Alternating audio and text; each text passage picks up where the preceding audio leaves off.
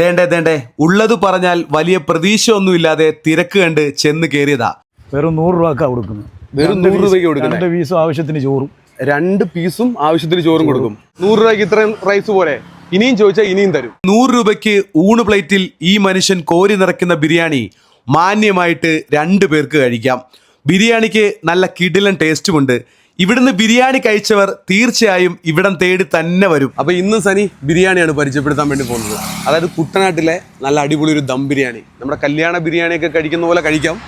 ഞാനിപ്പോൾ നിൽക്കുന്ന കൃത്യമായിട്ടുള്ള സ്ഥലം എന്ന് പറയുന്നത് ഇത് ആലപ്പുഴ AC റോഡാണ്. മങ്കൊമ്പിന് തൊട്ട് മുമ്പ് ഞാനിങ്ങനെ വരുമ്പം ഇവിടെ ഒരു കാഴ്ച കാണുകയുണ്ടായി. അങ്ങനെ വന്ന് ചെമ്പൊക്കെ ഒന്ന് ഓപ്പൺ ചെയ്ത് കഴിഞ്ഞപ്പം ഒരു സ്മെല്ലുണ്ടല്ലോ ബിരിയാണിയുടെ, അതിങ്ങനെ റൗണ്ട് ചെയ്ത് അടിച്ചുകൊണ്ടിരിക്കുകയാണ്. അത്യാവശ്യം നല്ല തിരക്കുള്ളൊരു സംരംഭമാണ് കേട്ടോ. അപ്പോൾ കുട്ടനാട്ടിലെ നല്ലൊരു ബിരിയാണി സ്പോട്ട് ഇവിടെ ഉണ്ട്. ദം ബിരിയാണി പരിചയപ്പെടുത്തുകയാണ് നിങ്ങൾക്കായിട്ട്.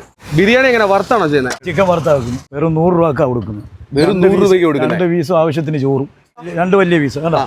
വറുത്തിട്ടാ ചെയ്യുന്നത് അല്ലേ? വറുത്താ ചെയ്യുന്നത്. എവിടെ ചെയ്യുന്നത്? ഇവിടെ തന്നെയാണോ ചെയ്യുന്നത്? ഞങ്ങൾ ഇവിടെ തന്നെ ചെയ്യുന്നു. എത്ര മണിയാകുമ്പോൾ തുടങ്ങും ഇതിന്റെ പരിപാടിയൊക്കെ? ഞങ്ങൾ രാവിലെ 6 മണിയാകുമ്പോൾ വരും.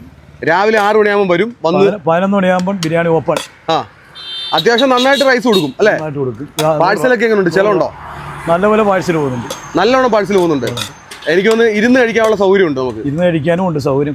കുറഞ്ഞ സൗകര്യം. കുറഞ്ഞ സൗകര്യത്തിൽ പരിമിതികൾക്കുള്ളിൽ ഇരുന്ന് കഴിക്കാം. അതെ. മങ്കൊമ്പിന് ശകലം പടിഞ്ഞാറ് വശം ചെയ്യും.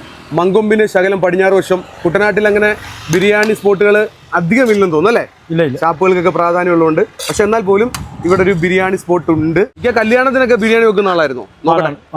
ആണോ? ആലപ്പുഴക്കാരനാണ്. എവിടെ വീട്? താമസിക്കുന്നോടാ? വളഞ്ഞ വഴി എന്ന് പറയും. വളഞ്ഞ വഴി. വളഞ്ഞ വഴിയാണല്ലേ? വളഞ്ഞ വഴി. വളഞ്ഞ വഴിയിൽ നിന്ന് ഇവിടെ വന്നുള്ള കച്ചവടമാണ് അല്ലേ? അതെ. ഓക്കെ. നമ്മളെങ്ങനെ ചിക്കൻ ബിരിയാണി മാത്രമേ ചെയ്യുന്നുള്ളൂ? ഇവിടെ ചിക്കനാണ് ഇപ്പം നമ്മൾ എടുക്കുന്നത്. ഇപ്പം ഗ്യാസിൻ്റെ ഒക്കെ ബുദ്ധിമുട്ടുള്ള കാരണം എല്ലാം കൂടെ വലിച്ചു ചെയ്യുന്നില്ല. ചിക്കൻ മാത്രമേ ചെയ്യുന്നുള്ളൂ. ഗ്യാസിന്റെ ബുദ്ധിമുട്ട് ഉണ്ടായിട്ടും നിങ്ങൾ 100 രൂപയ്ക്ക് കൊടുക്കുക എന്ന് പറയുന്ന വലിയൊരു കാര്യമാണ്. കഴിക്കുന്നവർക്ക് രണ്ടാമതും കൊടുക്കും. കഴിക്കുന്നവർക്ക് വീണ്ടും റൈസ് കൊടുക്കും. ആവശ്യം അൺലിമിറ്റഡ് റൈസ് ആണ് അല്ലേ? അതെ. വയറ് നിറച്ചേ വിടത്തുള്ളൂ. കൊടുക്കും. ഒത്തി അടിച്ചാണ് കൊടുക്കുന്നത്. 2 വലിയ പീസൊക്കെ വെച്ച് 100 രൂപയ്ക്ക് അത്രയും റൈസും ഉണ്ട്. ഈ ബിരിയാണി ചെയ്യണ്ടെന്ന് വെച്ചപ്പം എന്നെ കൊണ്ട് വീണ്ടും ബിരിയാണിയുടെ വീഡിയോ ചെയ്യിപ്പിക്കുകയാണ് കേട്ടാ. ഇനി ഇവിടെ ആലപ്പുഴ ജില്ലയിൽ ഇനി ബിരിയാണി ചെയ്യാൻ ഇടങ്ങൾ കുറവാണ്. അത്രത്തോളം കടകൾ നിങ്ങളിലേക്ക് ഞാൻ പരിചയപ്പെടുത്തി കഴിഞ്ഞു. കുറേ വർഷങ്ങളായിട്ട് തന്നെ നമ്മൾ മുമ്പ് പരിചയപ്പെടുത്തിയ സ്ഥാപനങ്ങളിലാണ് ഇന്ന് പുതിയ വീഡിയോകളൊക്കെ പലരും ചെയ്ത് കാണുന്നതും. എന്തായാലും സന്തോഷം.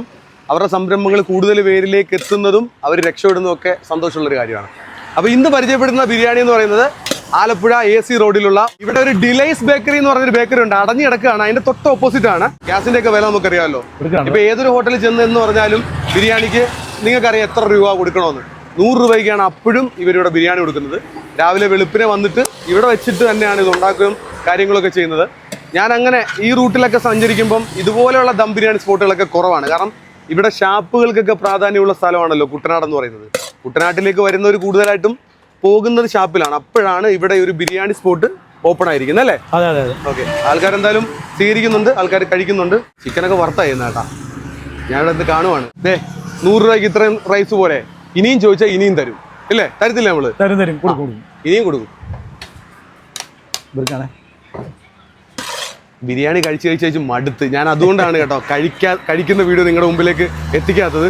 നമ്മൾ ഫുഡിലൊരു ചെറിയ കൺട്രോളും കൂടെ വേണമല്ലോ. ഫുഡ് ബ്ലോഗർ എന്നും പറഞ്ഞ് വെച്ച് ചാമ്പി കൊടുക്കരുത്, പണി പാടും അല്ലേ?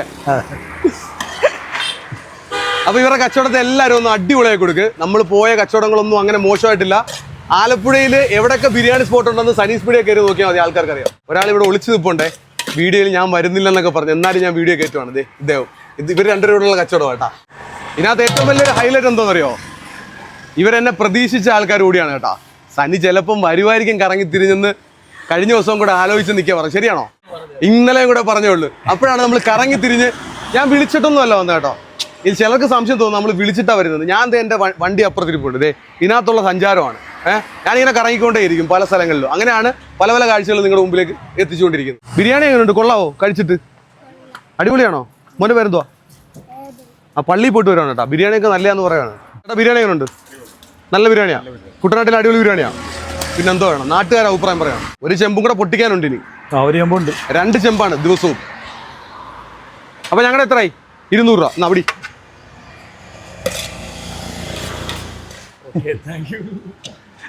അപ്പോൾ കച്ചവടം എല്ലാവരും ഒന്ന് ഉഷാറായി കൊടുക്കുക. ഞാൻ ഇവിടെ കുട്ടനാട്ടിൽ വന്ന് ചെയ്യുന്നൊരു വീഡിയോ ആണ് കേട്ടോ. അപ്പോൾ മാക്സിമം അടിപൊളിയാക്കി കൊടുക്കും.